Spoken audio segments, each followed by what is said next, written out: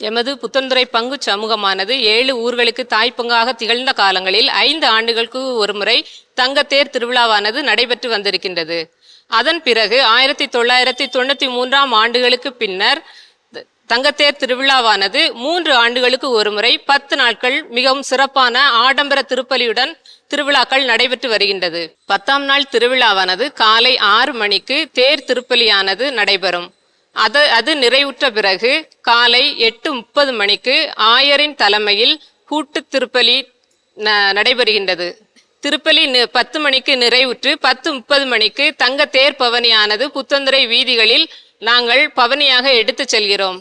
தங்க தேரானது 24 அடி உயரமும் 8 அடி அகலமும் கொண்ட வடிவமைப்பில் வடிவமைக்கப்பட்டுள்ளது.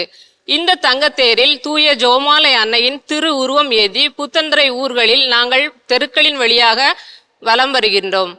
இந்த பவனியானது மாலை 4:30 மணிக்கு அன்னையின் ஆலய வளாகத்தில் நிறைவுறுகிறது.